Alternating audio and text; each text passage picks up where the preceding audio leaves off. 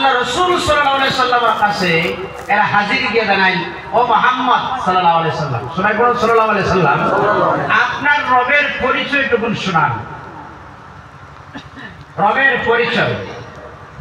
আল্লাহ রাসূল সাল্লাল্লাহু আলাইহি ওয়াসাল্লামের কাছে যখন রবের পরিচয় চাইলেন মুশরিকিনরা, আল্লাহ রাসূল জবাব দিলেন না।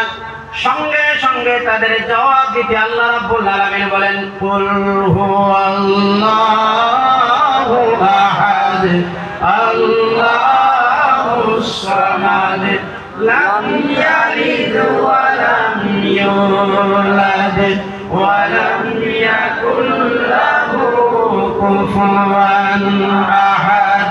সঙ্গে সঙ্গে সূরা নাযিল হইল। এখানে আমি সামনের দিকে আলোচনা নাই, আমার মূল পয়েন্ট কুল। কুল শব্দ এখানে উলামায়ে কেরাম আছেন, কুল শব্দ যেটা বলা হয়, কুল তার কথাটা হচ্ছে আপ ফরমা দিজিয়ে, আপনি বলুন। সুবহানাল্লাহ বলেন না? সুবহানাল্লাহ। আমার প্রশ্ন হলো, আল্লাহ রাব্বুল আলামিন নিজের পরিচয় না দিয়ে নিজের পরিচয় না তুলে ধরে আল্লাহ রাব্বুল আলামিন কেন বললেন, হাবিব আপনি বলুন আল্লাহ একজন, জোরে বলেন সুবহানাল্লাহ। আপনি বলুন, কুল আপ ফরমা দিজিয়ে, বুঝা যায় না? অসুবিধা হয়? আপনি বলুন আল্লাহ, আর জোরে বলুন আল্লাহ একজন।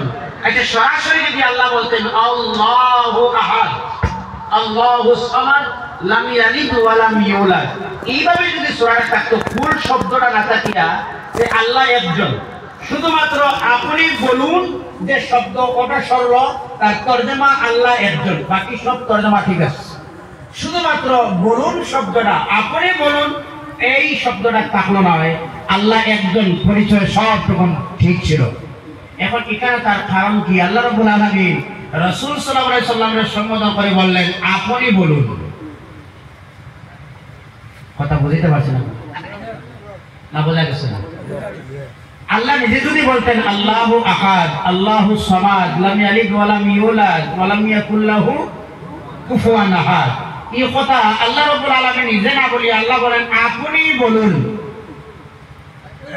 তার মানে হলো তাফসীরের মধ্যে, তাফসীরের কবিরের মধ্যে ভিন্ন ভিন্ন ভাবে তাফসীরের কবি তাফসীরের মধ্যে আনা হয়।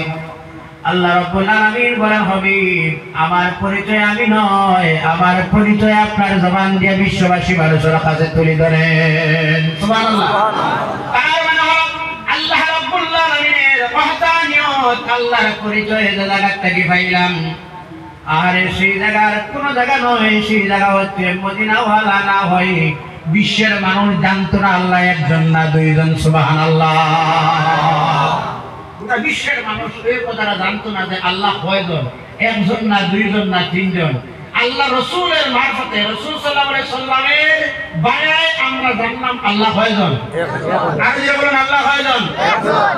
এই সূরাটা আপনাদের সামনে তিলাওয়াত করলাম, এইজন্য আল্লাহ রাব্বুল আলামিন তার রাসূল সাল্লাল্লাহু আলাইহি ওয়াসাল্লামকে কেমন ইজ্জত দিলেন আপনারা জানেন। শুধুমাত্র একটা কথা বলে আমি আলোচনায় যাই। কোরআনুল কারীমের মধ্যে আল্লাহ রাব্বুল আলামিন বলেন, ক্বাদ নারা তাকাল্লুবা ওয়াজহিকা ফিস সামা। এই আয়াতের শানে নুজুলের মধ্যে আনা হয় আল্লাহর নবী সাল্লাল্লাহু আলাইহি ওয়াসাল্লাম মসজিদে বনি সালামার মধ্যে রাসূল যোহর কিংবা আসরের নামাজের মধ্যে রাসূল নামাজ অবস্থায়, এই যে মুসলমানের বর্তমান কিবলা যেমন খানায় কাবা, এরা মুসলমানের প্রথম কিবলাই ছিল ফিলিস্তিনের মধ্যে যেটা বাইতুল মুকদ্দাস যেটারে বলা হয়, এটা মুসলমানদের প্রথম কিবলা। আল্লাহ রাসূল সাল্লাল্লাহু আলাইহি ওয়াসাল্লাম এই ফিলিস্তিনের বাইতুল মুকদ্দাসের দিকে আল্লাহ রাসূলের নামাজ পড়া অবস্থায় মনে মনে ধারণা, আহারে খানায় কাবাটা যদি আমার কিবলা হইতো। ওই সময় রাসূলের মনের ধারণা ছিল, এই ধারণা নিয়ে বারবার আল্লাহ রাসূলের মনের মধ্যে আল্লাহর নবী সাল্লাল্লাহু আলাইহি ওয়াসাল্লাম নামাজ থাকা অবস্থায় আল্লাহ রাব্বুল আলামিন বললেন, হাবিব আর বেশি দেরি নয়, 2 রাকাত মসজিদে বাইতুল মুকদ্দাসের দিকে পড়লাম, আমি আল্লাহ অর্ডার দিলাম আর 2 রাকাত খানায় কাবার দিকে পড়ো। সুবহানাল্লাহ। এই মসজিদের নাম যুল কিবলাতাইন বলা হয়। যাই হোক, আমি আপনাদের সামনে সূরা ফাতিহা সূরা ইখলাসের আলোচনা তার কিছু ফাজাইল বর্ণনা করতে চাই। এক নম্বর হলো সূরা ইখলাস কোন সূরা জানা আছে আপনাদের? তার একটা ফজিলত বলি।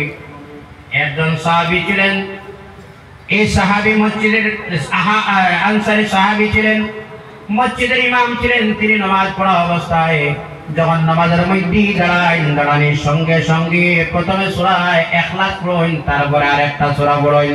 অর্থাৎ প্রত্যেকটা রাকাতের মধ্যে প্রথমে সূরা ইখলাসের তিলাওয়াত হয়, তারপরে অন্য সূরা তিলাওয়াত করেন। এমনি ভাবে সাহাবায়ে কেরামরা জমায়েতভাবে নবী সাল্লাল্লাহু আলাইহি ওয়াসাল্লামের কাছে গিয়ে বললেন, ইয়া রাসূলুল্লাহ, ইয়া হাবিবাল্লাহ, আপনার ইমাম দাঁড়িয়ে করা ইমাম ছিলেন, সেই ইমাম প্রত্যেকটা রাকাতের মধ্যে সূরা ফাতিহার পরে যে সূরা ইখলাসের তেলাওয়াত করেন, তারপরে অন্য কোনো একটা সূরার তেলাওয়াত করেন। এমনি তার কাছে আমরা অনুরোধ করলাম, কিন্তু অভ্যাসটা টান বদলানি সম্ভব হলো না। আল্লাহর নবী ডাক দিলেন, ইমাম সাহেব, কেন তুমি প্রত্যেকটা রাকাতের মধ্যে ফাতিহার পরে সূরা ইখলাস তেলাওয়াত করো, তারপর অন্য সূরার তেলাওয়াত করো? তার কারণটাই বুঝতে চাই। তিনি বলেন, আল্লাহ রাব্বুল আলামিনের পাক কালামের এই সূরাটা আমার কাছে এমন পছন্দনীয়, এমন মহব্বত আমার কাছে, আমি সূরা ইখলাস ছাড়া আর নামাজ পড়লেই বোধহয় আমার নামাজে তৃপ্তি আসে না। আল্লাহর নবী জবাব দিলেন, তাহলে এই ইখলাসের মহব্বতের কারণে আল্লাহ তোমার জান্নাতের মালিক বানায় দিল। সুবহানাল্লাহ।